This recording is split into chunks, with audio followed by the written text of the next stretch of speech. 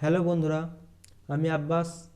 আজ আমরা class 10-এর second chapter সরল সুদ কষা বা সিম্পল ইন্টারেস্ট সম্পর্কে আলোচনা করব। সিম্পল ইন্টারেস্ট কী বা সুদ কী এসব নিয়ে আলোচনা করব আমরা। তাহলে কি চ্যাপ্টার নাম? সরল সুদ কষা।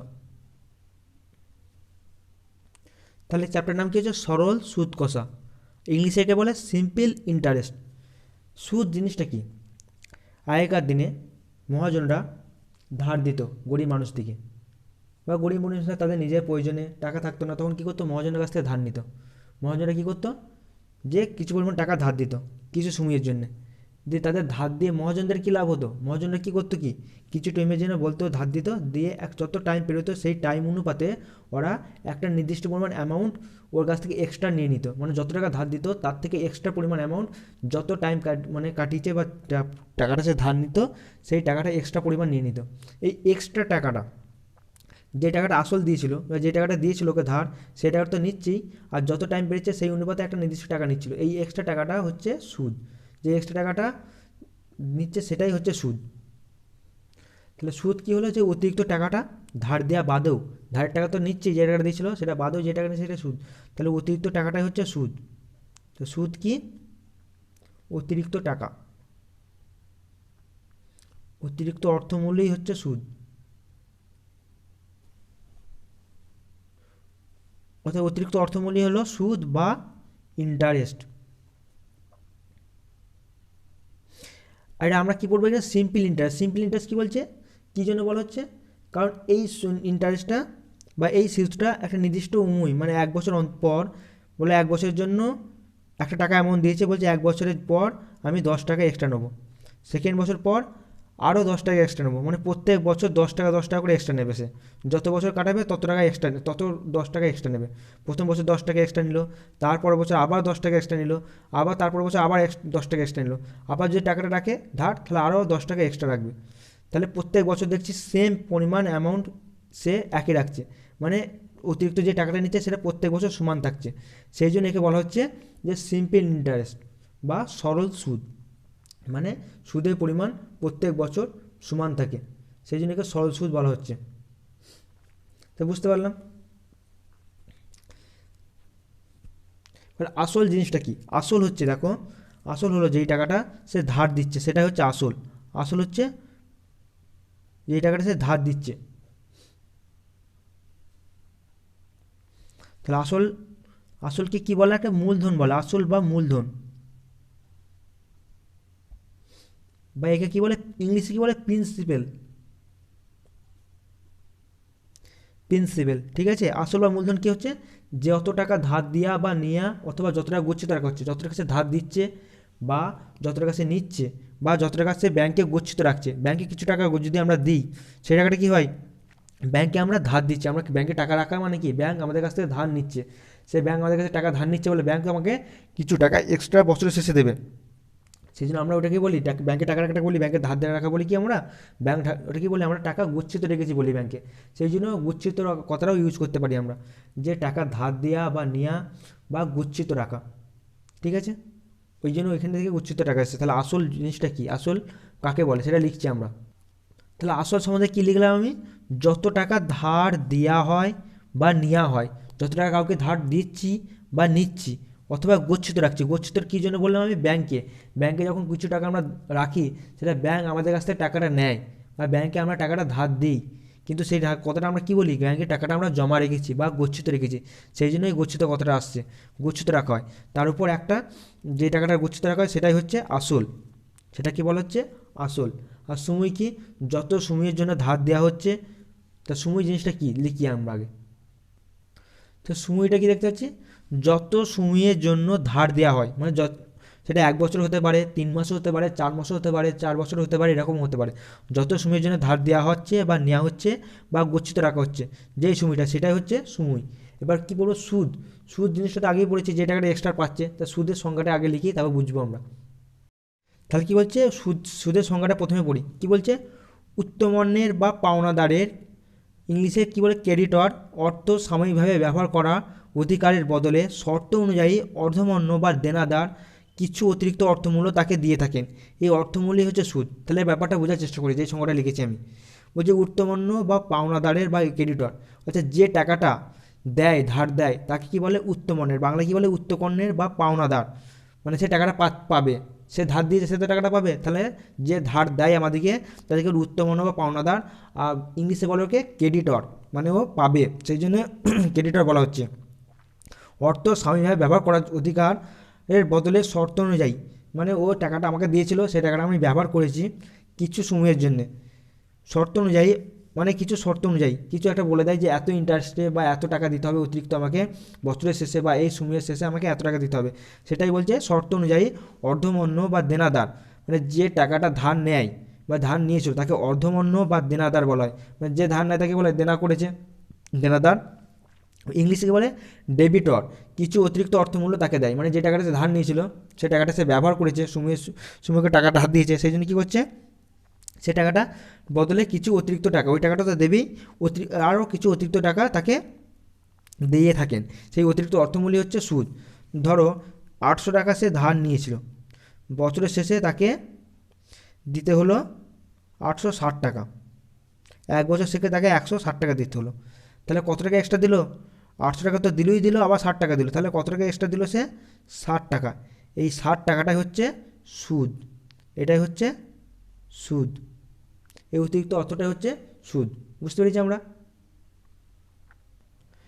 এবার সুদের হার, সুদের হার ব্যাপারটা কি বুঝবো, সুদের হার হলো, বলছে সুদের হারের ব্যাপারটা হচ্ছে যে টাকাটা, যে টাকা সে ধার দিল সেই টাকাটা 100 টাকা হিসাবে এক বছরে কত টাকা দিতে হচ্ছে, এক্সট্রা দিতে হচ্ছে, যেমন এই ধরো 800 টাকাটা দিতে হলে এক বছরে 60 টাকা, কত টাকা বেশি দিতে হয়েছে, 60 টাকা বেশি দিতে হয়েছে এক বছরে, তাহলে 800 টাকা, এটা সুদের হার কী করবো, 800 টাকা এক বছরে ক টাকা বেশি দিল, 60 টাকা বেশি দিল, এইটা এই 800 টাকাটা যদি 100 টাকা হতো, এই 100 টাকা এক বছরে কত টাকা এক্সট্রা দিত সেটাই হচ্ছে ওর এই সুদের হার হবে, কত টাকা সুদের হার নিয়েছে এটা বার করতে পারে দেখছি, তাহলে 800 টাকা এক বছরে কত টাকা বেশি দিয়েছে, 60 টাকা বেশি দিয়েছে, তাহলে 100 টাকা এক বছর কত বেশি দেবে, 60/800 গুণিত 100, এই 1/1 কেটে যাবে, ঠিক আছে, সেজন্য লিখলাম না এটাকে, তাহলে 60 কেটে গেল, 0 0 কেটে গেলো, 0 0 কেটে গেলো, 2 দিয়ে কাটলে 4, 3, 2, 5, তাহলে 15/2, এইটা হচ্ছে পার্সেন্টেজ হয়ে যাবে, তাহলে এইটাই হচ্ছে সুদের হার, তাহলে কত বললো এটা সুদের হার, বুঝতে পেরেছি আমরা।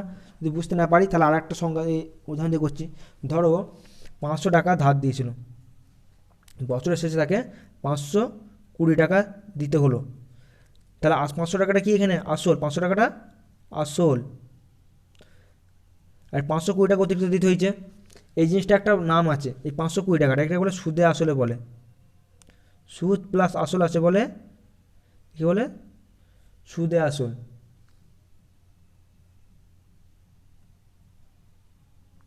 তাহলে সুদ কত, 520 থেকে মোট টাকা থেকে যেটা আসল সেটা বিয়োগ করতে হবে, তাহলে সুদ কত করছে 20 টাকা, আর সময় কত নিয়েছিল 1 বছর, তো সময় লিখলাম আমরা 1 বছর, তাহলে এর এবার সুদের হার বার করতে গেলে কত হবে, তাহলে এর সুদের হার কত হবে, তাহলে 500 টাকা এক বছরে সুদ হচ্ছে, এক বছরের সুদ হচ্ছে কত টাকা, 20 টাকা, 20 টাকা তো বেরিয়েছে আমাদের, 500 টাকা এক বছর সুদ হচ্ছে 20 টাকা, তাহলে কত হবে 100 টাকায় বার করতে হবে, 100 টাকায় হিসাব করতে হবে, 100 টাকায় এক বছরের সুদ কত সেটাই হচ্ছে আমাদের সুদের হার, তাহলে 100 টাকা এক বছরের সুদ কত, 20/500 গুণিত 100, তাহলে 0 0 কেটে গেলো, 0 0 গেলো, 5 4 20, তাহলে কত 4 টাকা, তাহলে সুদের হার কত লিখবো আমরা 4%, কারণ 100তে বার করছি বলে সেখানে পার্সেন্ট লিখবো, সুদের হার 4%, তাহলে 4% কতটার মানে কি, যে 100 টাকার এক বছরের সুদ 4 টাকা, 100 টাকার এক বছরের সুদ 4 টাকা, তো কেউ যদি বলে যে 4% হারে আমাকে সুদ দিতে হবে, তার মানে কি 100 টাকা যদি ধার নাও তাহলে এক বছর পর তাকে 4 টাকা দিতে হবে, এই হিসাবে সে বাকি টাকাগুলো হিসেব করবে, বুঝতে পেরেছি আমরা সুদের হারটা কী জিনিসটা, সময় বুঝতে পেরেছি, আসল বুঝতে পেরেছি, সুদে আসলে বুঝতে পারলাম যে সুদ প্লাস আসল বলে এইটা যেটা হচ্ছে সেটা হচ্ছে সুদে আসলে। এটা সংজ্ঞা দেখো, বলছি যদি বলে মোট সুদ কি, তাহলে মোট সুদ জিনিসটা কি, তাহলে একটা মোট সুদ হচ্ছে নির্দিষ্ট আসলের উপর নির্দিষ্ট সময়ের জন্য দেয়া প্রাপ্য সুদকে মোট সুদ বলে। তাহলে কি বলছে, একটা নির্দিষ্ট পরিমাণ আসল ছিল বা টাকা ছিল, সেটা নির্দিষ্ট সময়ের জন্য একটা নির্দিষ্ট সময়ের জন্য সে টাকাটা ধার দিয়েছিল, সেই ওই নির্দিষ্ট সময়ের টাকার পর যে যে অতিরিক্ত টাকাটা পাবে সেটা হচ্ছে মোট আসল বা মোট সুদ। তাকে মোট আসল বা মোট সুদ বলা হয়, মোট সুদ বলা হয়, মোট আসল নয় মোট সুদ বলা হচ্ছে। এবার সুদ আসল বার করার জন্য একটা সুদ কষার অঙ্ক বা সুদ আসল এসব সমূহ এগুলো বার করার জন্য একটা নির্দিষ্ট শর্ত আছে, মানে সূত্র আছে। সে সূত্রটা কি, পি আর টি বাই 100 সমান হচ্ছে আই। এবার প্রত্যেকটা কী কী জিনিস দেখব, মানে পি কি, আর কি, টি কি, আর 100 কি, আর আই কি। তাহলে পি এখানে কি, পি সমান হচ্ছে আসল, আর হচ্ছে শতকরা মানে সুদের হার, আর হচ্ছে সুদের হার। আর টি হচ্ছে কি, টি হচ্ছে সময়, কত সময়ের জন্য ধার দিয়েছে। আর এখানে আয় হচ্ছে সুদ। তাহলে অ্যাকচুয়ালি কি হলো, মানে সূত্রটা আসল গুণিত সুদের হার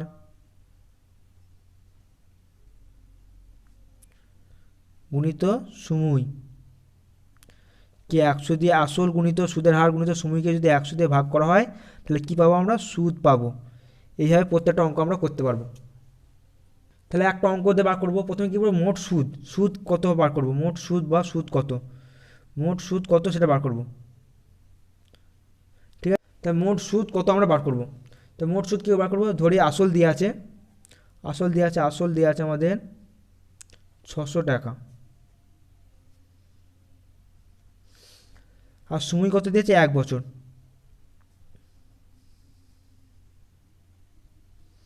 সুদের হার দিয়ে আছে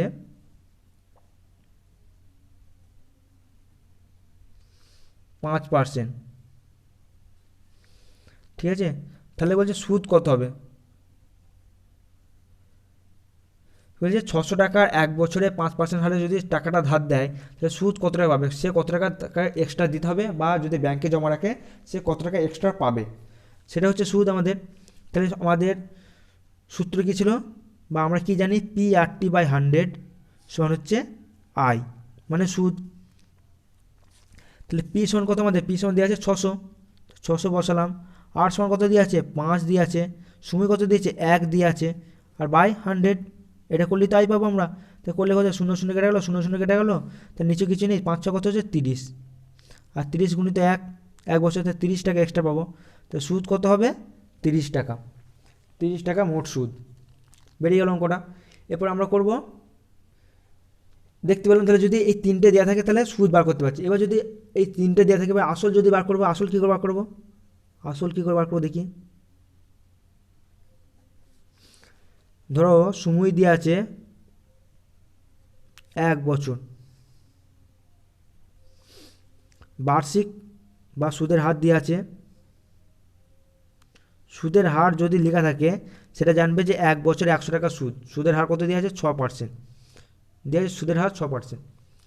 আর মোট সুদ ধরো বা সুদ দেওয়া আছে, মোট সুদ মানে হচ্ছে সুদটা, সরি একটা কিছু দেখতে পাবো না তোমরা, সময় দেওয়া আছে 1 বছর, সুদের হার দেওয়া আছে 6%, আর মোট সুদ দেওয়া আছে ধরো 90 টাকা।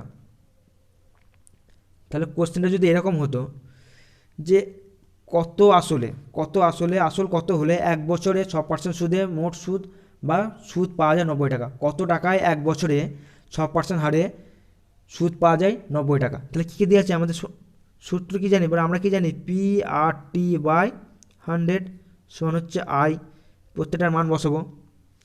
পি জানি না আমরা, তাই পি লিখে দিলাম। আর কত আছে 6 জানি আমরা, আর মানে হচ্ছে সুদের হার, আই তাই 6 লিখে দিলাম। টি মানে হচ্ছে সময় কত আমাদের 1 বছর, সেটা 1 লিখলাম, বাই নিচে 100 করব। তারপর মোট সুদ কত দিয়ে আছে 90 দিয়ে আছে, 90 লিখে দেবো। পি সমান বার করতে হবে, তাহলে পি গুণিত ছয়, ছয়ের সঙ্গে 1 গুণিত 6ই হয়। তো 100টা এদিকে নিয়ে গেলে কত হচ্ছে, 100টা এদিকে নিয়ে গেলে পি গুণিত 6, 100টা 90 গুণিত 100 হয়ে যাবে, কারণ 100টা এখানে ভাগ ছিল, সেখানে এখানে গুণ হয়ে যাবে। তাহলে পি সমান কী হয়ে যাবে, 90 গুণিত 100/6 হয়ে যাবে। কাটাকুটি করলে কত হচ্ছে, 90কে 6কে 9 দিয়ে কাটলে 3, যদি 3 দিয়ে কাটি 2 হচ্ছে, এখানে এই 3 30 হচ্ছে। আবার এটা যদি কাটি কত হচ্ছে, 15 হচ্ছে। তাহলে 1500 1500 টাকা। তার আসল কত টাকা, 1500 টাকা। তাহলে কত টাকা সে ধার দিয়েছিল বা কত টাকা সে জমা রেখেছিল ব্যাংকে, 1500 টাকা। তাহলে 1500 টাকা 1 বছরে 6% সে জমা রাখলে সে সুদ পাবে 90 টাকা। বেরিয়ে গেল। আমরা আসল কী করে বার করতে দেখতে পাচ্ছি সূত্র থেকে। এরপর বার করবো আমরা, এবার করবো সময়। সময় কী করে বার করছি দেখো, সময় কী করে বার করবো। ধরো আসল দেওয়া আছে, আসল দেওয়া আছে 500 টাকা, সুদের হার কত দেওয়া আছে, সুদের হার দেওয়া আছে 6%, আর সুদ দেওয়া আছে 60 টাকা। তাহলে বলছে যদি কোশ্চেনটা এরকম হয়, যদি কোশ্চেনটা এরকম থাকবে যে 500 টাকা কত বছরের জন্য 6% সুদে 60 টাকা সুদ হবে, তাহলে 500 টাকা কত পার্সেন্ট সুদে, কত বছরের জন্য 6% হারে 60 টাকা সুদ দেবে। সময় জানতে চেয়েছে, তাহলে কী হবে, পি আর টি বাই 100 সমান হচ্ছে আই। তার প্রত্যেকটা মান বসাবো। পি এর মান কত, 500 জানি আমরা, আর আমাদের 6, আই টি জানি না, তাই টি লিখলাম, বাই 100 সমান হচ্ছে আই কত আমাদের 60। তাহলে এটা 500 গুণিত 60 রেখে দিলাম, কাটাকুটি করলাম আমরা, গুণিত টি রাখলাম, যে 60 গুণিত 100 হবে এখানে, টি রাখলাম, টিটা যদি কত হবে, 60 গুণিত 100 বাই 500 গুণিত 60 এরকম হবে। 0 0 এই 0 0 কেটে গেল, এই 0 0 কেটে গেল, 6 6 কেটে গেল। সরি এখানে একটা এক্সট্রা 6 শূন্য হবে, এটা 6 হবে শুধু, তাহলে এই শূন্যটা থাকবে। তাহলে 6 10 গেলে 10 হয়, তাহলে 2 হয়, 5 10 2 হয়, তাহলে কত হচ্ছে সময়, 2 বছর। ওটা মিস্টেক করে একটা শূন্য এক্সট্রা পড়ে গেছিলো। তাহলে কত হচ্ছে, 2 বছর। তাহলে সময় পেয়ে যাচ্ছে 2 বছর এই সূত্র অনুসারে আমাদের। তাহলে এই সূত্র ধরে আমরা প্রত্যেকটা অঙ্ক করব, ঠিক আছে। নেক্সট ভিডিওতে আমরা কোষে দেখি 2 এর অঙ্কগুলো করব আমরা। এই চ্যাপ্টারের সম্বন্ধে মোটামুটি ধারণা আমরা জানতে পেরেছি আজকে, যে সুদ কী, আসল কী, সুদের হার কী, ঠিক আছে। নেক্সট ভিডিওতে কোষে দেখি 2 এর অঙ্কগুলো করব। আজ এই পর্যন্তই।